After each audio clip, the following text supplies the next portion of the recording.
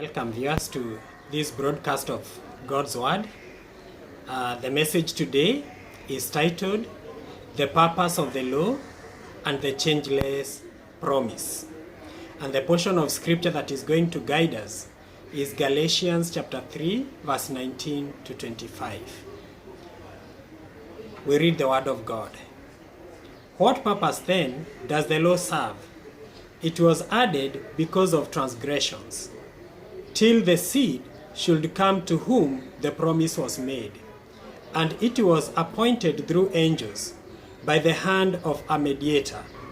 Now a mediator does not mediate for one only, but God is one. Is the law then against the promises of God? Certainly not. For if there had been a law given which could have given life, truly righteousness would have been by the law. But the scripture has confined all under sin, that the promise by faith in Jesus Christ might be given to those who believe. But before faith came, we were kept under guard by the law, kept for the faith which would afterward be revealed. Therefore, the law was our tutor to bring us to Christ, that we might be justified by faith. But after faith has come, we are no longer under a tutor. Father, we thank you, Lord Jehovah God, for your word. Lord, as we delve into your word, we pray that you guide us by your Holy Spirit. Open our minds that we be able to understand your word. Soften our hearts to respond to your word. And transform our will to obey and apply your word, that you may continue transforming us by your word. We commit ourselves to you. We thank you, Lord, and we honor you. For it's in the mighty name of Jesus we pray and believe. Amen. So this portion of scripture is guiding us and exposing us to the truth of the Word of God, that we may get to know that what is the purpose of the law, and that we may get to know that there is this changeless promise that was not affected by the law. And most people don't know that the purpose of the law of Moses. Most people don't know what purpose does the law of Moses serve. Most people tend to still live by the works of the law, trusting that God would love them or God would provide for their needs based on how well they performed in the law. And when you do not know what purpose the law of Moses serves, you will have issues, you will have problems in this life. Some people think that God will accept or hate them based on their performance of the law. So there are those who think that God relates with them by their performance of the law. If they did poorly in the performance of the law, they believe that God will hate them. That is insinuating that God's love for them is conditional, that it is based on how well they performed the law of Moses. And this is the problem. When you don't know what purpose the law serves, you will make the following mistakes. So we are going to look at the mistakes that one is likely to make when they think that, when they do not know the purpose of the law. And mistake number one will be that you will think that God will accept or hate you based on your performance of the law. We know that is what most people think, and they strive as hard to make sure that they keep the law, and the more they try, the more they fail, because you cannot be able to observe the law both outwardly and inwardly. The law, it's God's standard for righteousness, and no man can attain to that measure. We can only receive that righteousness by faith in Christ Jesus. We cannot earn it by our works of the law. God does not relate with you on account of your law performance. He relates with you on account of whether or not you have received the sacrifice for your sin He has given you in Christ Jesus.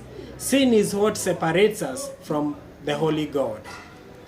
Every human being became a sinner when Adam and Eve disobeyed God in the Garden of Eden, when they ate fruit from the forbidden tree of the knowledge of good and evil, in Genesis chapter 3, verse 1 to 6. All descendants of Adam and Eve, that is, all human beings, are born sinners and are spiritually separated from the Holy God. There is no forgiveness of sin without shedding of blood, as the Word of God tells us in Hebrews chapter 9, verse 22.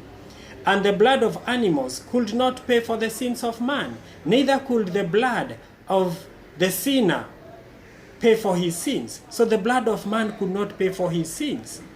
And therefore, man was in a desperate situation. He has already disobeyed God. And he hid from God when God came to the garden. Adam and Eve hid from him, and they also hid from each other. And so man found himself separated from God through sin. So sin came in between God and man, because God is holy. And when man disobeyed God, man became a sinner, and therefore sin separated us from God. There is no forgiveness of sins, as we have seen in Hebrews chapter 9, verse 22, without the shedding of blood. And then we see that the blood of the animals could not pay for the sins of man, neither could the blood of the sinful man pay for his sins. And therefore, God gave a sacrifice.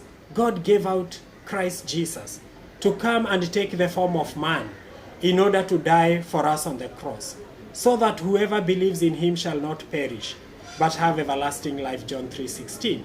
And so that one is reconciled back to God. The sacrifice takes effect. This sacrifice that Jesus gave himself in order to pay for our sins, it takes effect upon each and every individual the moment you believe and receive him as the Lord of your life and personal Savior. This is what the Word of God tells us in John chapter 1, verse 12, that to those who believed him, to those who received him, to them he gave the right to become children of God. So it is when you believe and receive Jesus as the Lord of your life and personal Savior that this sacrifice for your sins takes effect upon you. So therefore, until you do that, you remain a sinner. And if you die in that state, you will wake up into judgment, and judgment unto damnation into hell, into hellfire. As the Word of God tells us in Hebrews chapter 9, verse 27, that it is given for one to die once, after that judgment. And that judgment is on account of this sacrifice that God has given in Christ Jesus to come and die on the cross for your sins, so that whoever believes in him may not be condemned to go to hell, but rather may be reconciled back to God and spend eternity with God in heaven. So therefore, the sacrifice takes effect, and sin that separates us from God is removed when a person believes and receives Christ as Lord. The Bible says in Romans chapter 10, verse 9 to 10, Romans chapter 10, verse 9 to 10. If you declare with your mouth Jesus is Lord, and believe in your heart that God raised him from the dead, you will be saved. For it is with your heart that you believe and are justified, and it is with your mouth that you profess your faith and are saved. That is how salvation comes about. That you have to believe. You have to believe in your heart that you declare with your mouth that Jesus is Lord, and you believe in your heart that God raised him from the dead. For it is by believing in your heart that you are justified before God, and it is when you confess with your mouth that you are saved. So therefore, that is how you receive this free gift that God has given you in Christ Jesus. One, if you reject him, you have rejected the sacrifice that God has given for your sins, and therefore you will end up dying with your sins, and you will only wake up for judgment. And that judgment, already you are condemned to go to hell. So therefore the onus is upon each and every one of us. When you listen, when you hear this message, take that decision. It's the ultimate decision that one can ever make in life. It's the best decision that one can ever make. to believe and receive Jesus as the Lord of their life and personal Savior. The next mistake that you will make when you don't know the purpose of the law is that you will attempt to justify yourself by the works of the law.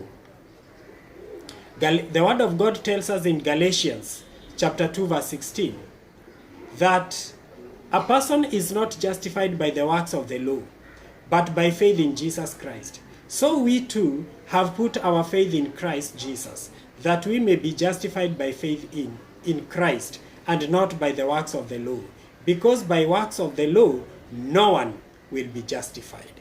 No one will be justified by the works of the law. So if you're trying to get yourself justified by the works of the law, you are lost. The Word of God is clear.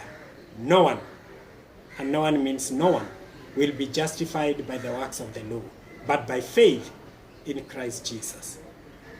Then Galatians chapter 3 verse 11 says, "But that no one is justified by the law in the sight of God is evident, for the just shall live by faith." The just shall live by faith, not by the works of the law, but by faith.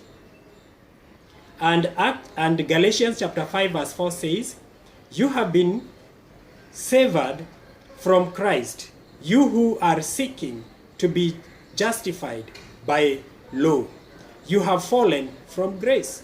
So the Word of God tells us here that those who are trying to be justified by the works of the law, that they have severed themselves, they have separated themselves from the grace of God that is in Christ Jesus. So that is how it is.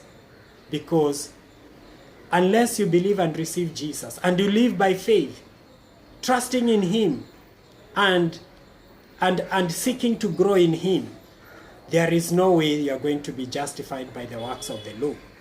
And Acts chapter 13 verse 39 tells us that, "And through Him, everyone who believes is freed from all things, from which you could not be freed through the law of Moses." That in Christ Jesus we have been set free from all things.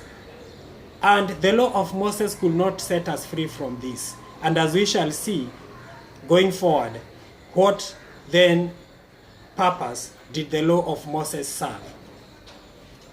The mistake number 3 that you're going to make when you don't know the purpose of the law or what purpose the law serves is that you will try to receive from God by the works of the law. There are those who present works to God expecting to receive from Him by how well they performed in keeping the law. And that is usually an exercise in futility. They end up in frustration, and even some end up dying because probably what you're seeking is maybe healing, and then you don't get healed because that's not the way to receive from God. It's not through the works of the law. It is by faith. We believe and receive. We don't earn and deserve. We believe and receive. In the Old Testament Jew who was in the Old Testament covenant, they earned and deserved. But in the New Testament, we believe and receive. Everything has already been done for us by Christ Jesus. So ours is to believe and receive. In the same way we believed and received salvation, is the same way we believe and receive everything else that we need. The Word of God, so the third mistake that you will make is that you will try to receive from God by the works of the law. And the Word of God tells us in Mark chapter 11 verse 24, "Therefore I say to you, whatever things you ask when you pray, believe that you receive them, and you will have them." So we don't receive from God by the works of the law. We receive from God by faith. We believe and receive. And Matthew chapter 21 verse 22 says, "And whatever things you ask in prayer, believing, you will receive them." So we are receiving by faith. And John chapter 1 verse 12 says, "But as many as received Him, to them He gave the right to become children of God, to those who believe in His name." Even salvation, as you can see, it's by believing and receiving. It's not by the works of the law. So is everything else that we are to receive from God. Be it salvation, be it growing in righteousness, it is still by faith in Christ Jesus. That's why the Word of God tells us in 2 Corinthians chapter 3 verse 18, that we beholding the glory of the Lord, we are being changed into His image from glory to glory. So That is how we are growing in him. When we abide in his word, then, and live by his word, in obedience, and when we read the word of God, we interpret the word of God in view of the revealed truth in Christ Jesus, so that we behold Jesus, then he's going to transform us into his image from glory to glory. So then now we look at the solution. We have seen the problem. Now we want to look at the solution. What purpose then does the law serve? Number one, it was added because of transgressions. Part of the reason the law was given was to restrain the transgression of men through clearly revealing God's holy standard. God had to give us his standard so we would not destroy ourselves before the Messiah came. It was for our own good that the law was given, so that we don't destroy ourselves through sin, so that we may be preserved by the law for the coming of the promised Messiah.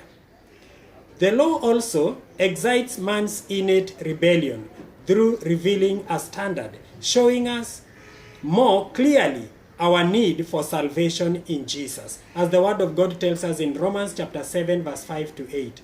For when we were in the realm of the flesh, the sinful passions aroused by the law were at work in us, so that we bore fruit of death. But now, by dying to what once bound us, we have been released from the law, so that we serve in the new way of the Spirit, and not in the old way of the written code. That's what the law did. It aroused rebellion in us. So the more the law revealed our sinfulness, the more sinful we became. So in other words, it made the sin even more sinful. What shall we say then? That's what, again, the word of God tells us that's what the word of God, I've read that portion of scripture, that is Romans chapter 7, verse 5 to 8. Then the word of God says that till the seed should come to whom the promise was made. The law was meant to prepare us for the work of the Messiah. It was given till seed, that is Jesus, should come. It isn't that the law of Moses is revoked when Jesus came. Jesus said that he came to fulfill the law, not destroy it, as Jesus said in Matthew chapter 5, verse 17. Instead, the law of Moses is no longer our ground of approaching God. The law of Moses is no longer our ground of approaching God. We are not approaching God by the works of the law. We are approaching God by faith in Christ Jesus. As he has told us in John chapter 14, verse 6, that he is the truth, the way, and the life, and no one comes to the Father except through him. So we are coming to the Father by faith in Christ Jesus, not by the works of the law. So the solution number 2 is that the law was delivered through a mediator. It was appointed through angels by the hand of a mediator. According to ancient traditions, the law was delivered to Moses on Mount Sinai by the hands of angels. Angels were the go-between or mediator for Moses when he received the law from God. Now, a mediator does not mediate for one only, but God is one.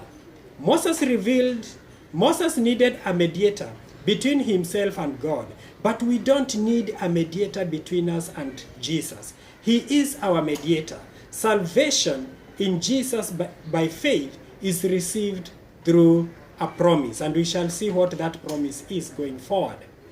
The promise must be superior to the law because the law is two-sided. The law was mediated, and this means that man was party to it. The promise, on the other hand, is unilateral. Man is not a party to it. It is from God to man.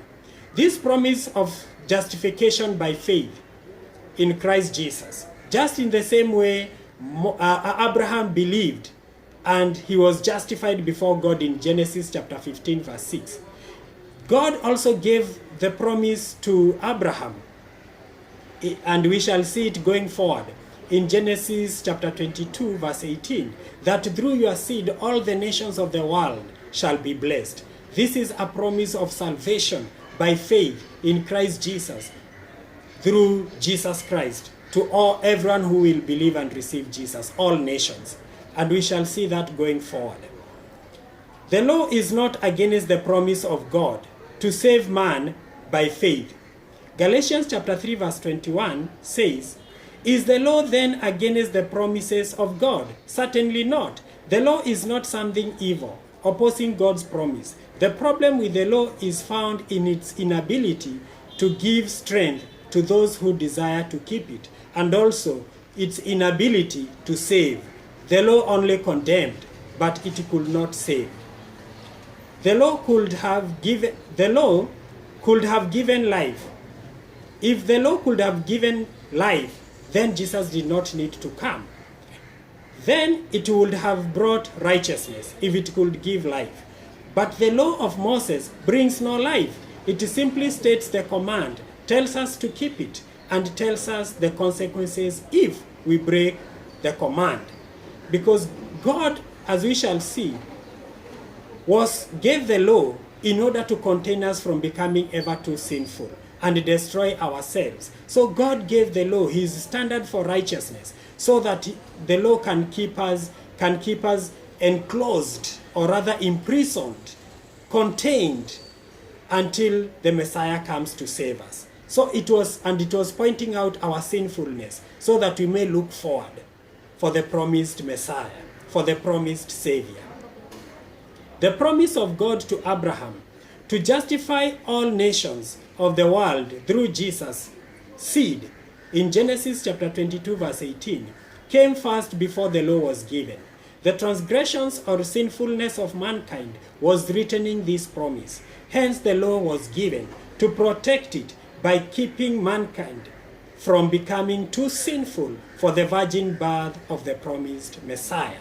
This is one reason for which God gave the law, to protect that unconditional promise he had given to Abraham in Genesis chapter 22 verse 18, that through his seed, not seeds, seed, one, in reference to Jesus, all the nations of the world shall be blessed. That is unconditional promise that God gave. And because man was becoming too sinful, then man would have destroyed himself, and the world would have become too sinful for the coming of the Messiah. So God instituted the law in order to keep us in check from becoming ever too sinful, and threatened this promise of Genesis chapter 22 verse 18 of the Messiah, through whom all the nations of the world will be blessed.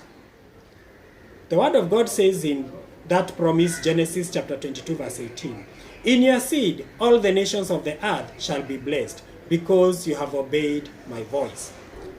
So we were kept under guard by the law. So the law kept us under guard. Galatians chapter 3 verse 22 to 25 says, "But the scripture has confined all under sin, that the promise by faith in Jesus Christ might be given to those who believe.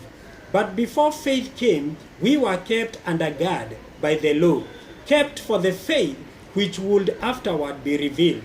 Therefore, the law was our tutor to bring us to Christ, that we might be justified by faith. But after faith has come, we are no longer under a tutor." So you see, verse 22 says that the scripture has confined us under sin.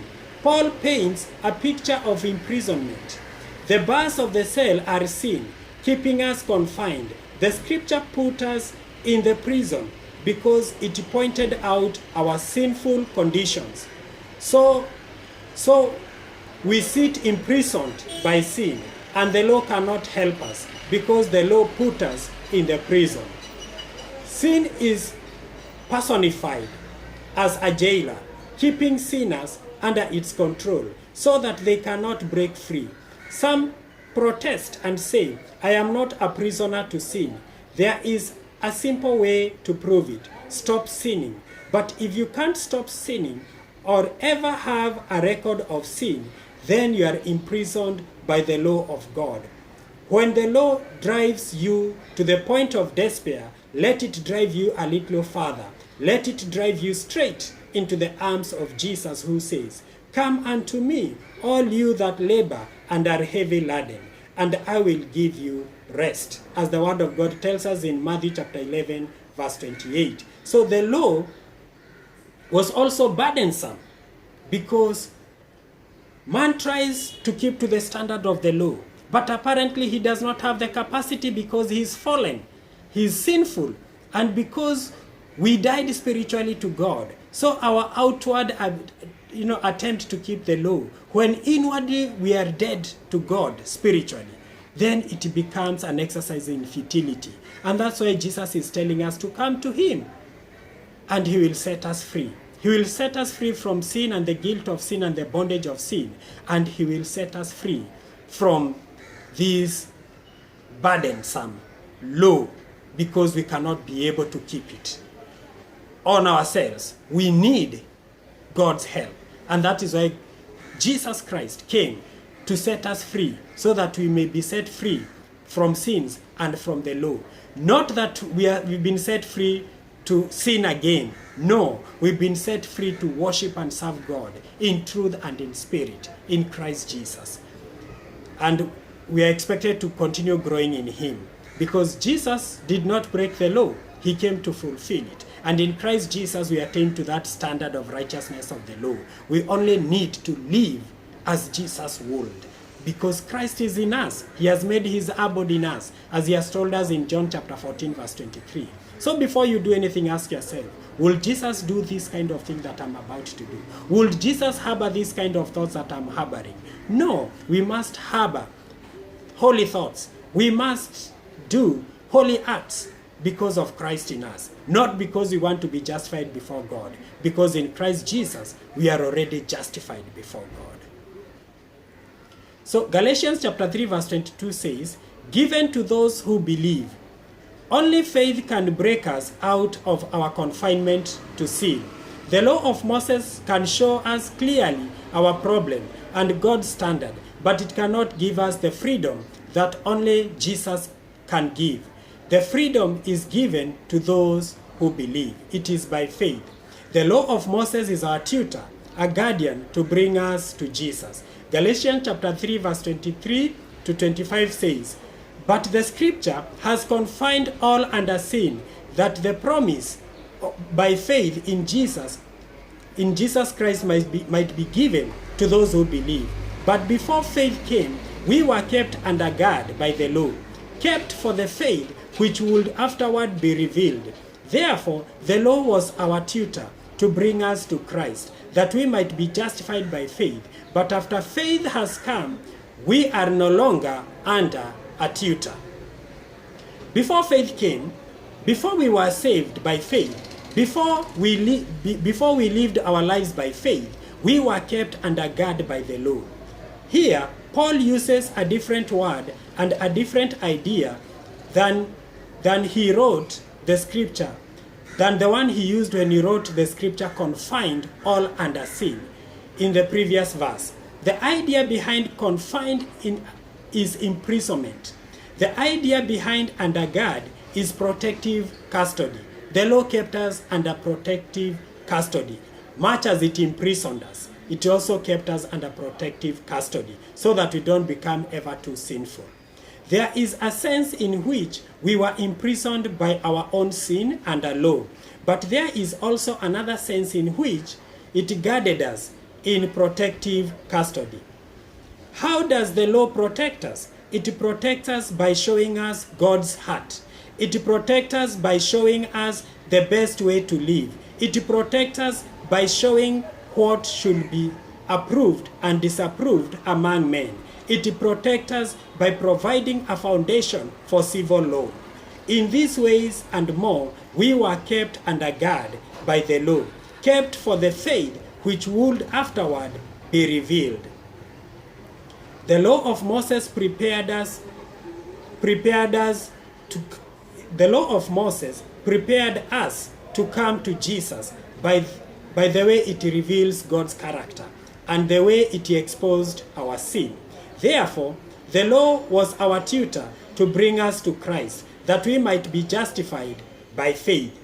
The purpose of the law of Moses is fulfilled when we stop trying to justify ourselves and come to faith in Jesus Christ. That is when and how the law of Moses is fulfilled in us, when we come to Jesus by faith. And this, now when we look at the result of that, the whole purpose of the law is to bring us to Jesus. Therefore, if someone doesn't present the law in a manner that brings people to faith in Jesus, they aren't presenting the law properly. The way Jesus presented the law was to show people that they could not fulfill it and needed to look outside of their law keeping to find a righteousness greater than the scribe and the Pharisees, as Jesus said in Matthew chapter 5, verse 17 to 48.